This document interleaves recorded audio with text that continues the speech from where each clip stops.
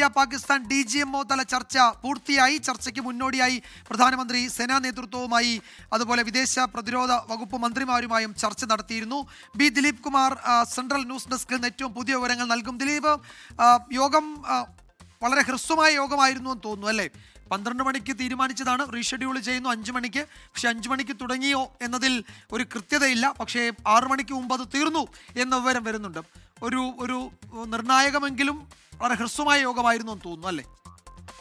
വിജയകുമാർ, ഹ്രസ്വമായ യോഗമായിരുന്നു. നേരത്തെ ഉച്ചയ്ക്ക് 12 മണിക്കാണ് ഈ യോഗം നിശ്ചയിച്ചതെങ്കിലും പാകിസ്ഥാന്റെ ഭാഗത്ത് നിന്ന് ചില കാര്യങ്ങൾ അജണ്ടയിൽ ഉൾപ്പെടുത്തണം, പ്രത്യേകിച്ച് സിന്ധു നദീ കരാർ ഉൾപ്പെടെയുള്ള അത് മരവിപ്പിച്ചതടക്കമുള്ള വിഷയങ്ങൾ അജണ്ടയിൽ ഉൾപ്പെടുത്തണം എന്ന ആവശ്യം പാകിസ്ഥാന്റെ ഭാഗത്ത് നിന്ന് മുന്നോട്ട് വെച്ചു. പക്ഷേ അത്തരം കാര്യങ്ങളിൽ അതൊരു നയപരമായ തീരുമാനമാണ്, രാഷ്ട്രീയ നേതൃത്വം തീരുമാനിക്കേണ്ടതാണ് എന്നുള്ളതുകൊണ്ട് അതുകൊണ്ട് തന്നെയാണ് ഈ യോഗത്തിൻ്റെ സമയം പിന്നീട് മാറ്റിവെക്കേണ്ടി വന്നത്.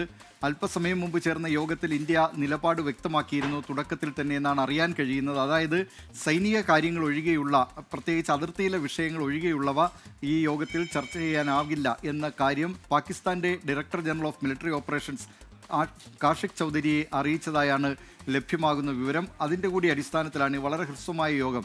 ഇതിൽ അതിർത്തിയിൽ നിന്ന് വെടിനിർത്തലിനു ശേഷം ഉണ്ടായിട്ടുള്ള പാക് പ്രകോപനത്തെക്കുറിച്ച് ഇന്ത്യ എതിർപ്പ് അറിയിച്ചിട്ടുള്ളതായാണ്, പ്രതിഷേധം അറിയിച്ചിട്ടുള്ളതായാണ് ലഭ്യമാകുന്ന വിവരം. മറ്റ് വിശദാംശങ്ങൾ ഇനി അറിയാനിരിക്കുന്നതേയുള്ളൂ. വിജയകുമാർ.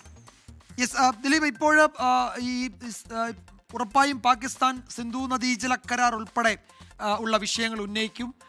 അത്തരം വിഷയങ്ങളിലേക്ക് ഒരു കാരണവശാലും ചർച്ച കൊണ്ടുപോകാൻ ഈ ഘട്ടത്തിൽ ഇന്ത്യ തയ്യാറല്ല. കാരണം നമ്മളുടെ കോർട്ടിലാണ് ബോൾ ഇപ്പോഴുള്ളത്. അപ്പോൾ അത്തരം ഒരു അനുകൂല സാഹചര്യം എല്ലാ തരത്തിലും ഇന്ത്യയുടെ ഭാഗത്തുള്ളപ്പോൾ, ആഗോളതലത്തിലാണെങ്കിലും ഇന്ത്യക്കൊപ്പം ഉണ്ട് ലോകരാഷ്ട്രങ്ങളൊക്കെ. അപ്പോൾ അത്തരം ഒരു സാഹചര്യത്തിൽ പാകിസ്ഥാൻ ഏതെങ്കിലും തരത്തിലുള്ള അഡ്വാൻറ്റേജ് എടുക്കാൻ ഒരു സാഹചര്യവും ഒരു സാധ്യതയും ഇല്ലാത്ത ഒരു ചർച്ചയാണല്ലോ ഈ മിലിറ്ററി ഓപ്പറേഷൻ ഡയറക്ടർ ജനറൽമാർ തമ്മിൽ ഇപ്പോൾ നടന്നിട്ടുണ്ടാവുക അല്ലേ?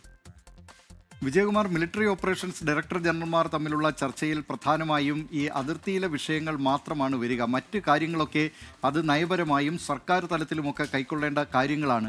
നിലവിലെ സാഹചര്യത്തിൽ അത്തരം വിഷയങ്ങളിലേക്ക് കടന്നിട്ടില്ല എന്ന കാര്യം, അങ്ങനെ കടക്കാൻ ഉദ്ദേശിക്കുന്നുമില്ല എന്ന് വിദേശകാര്യ സെക്രട്ടറി വിക്രം മിശ്രി തന്നെ കഴിഞ്ഞ ദിവസം വ്യക്തമാക്കിയിരുന്നതാണ്. പ്രത്യേകിച്ച് ഈ വെടിനിർത്തൽ പ്രഖ്യാപിച്ചുകൊണ്ട് ഇന്ത്യയുടെ ഭാഗത്തു നിന്നുള്ള പ്രഖ്യാപനത്തിൽ തന്നെ ഇക്കാര്യവും ചൂണ്ടിക്കാട്ടിയിരുന്നതുമാണ്. വിജയകുമാർ. അപ്പോഴതാണ് ഇന്നത്തെ യോഗം അവസാനിച്ചിട്ടുണ്ട്. DGMO തല യോഗം.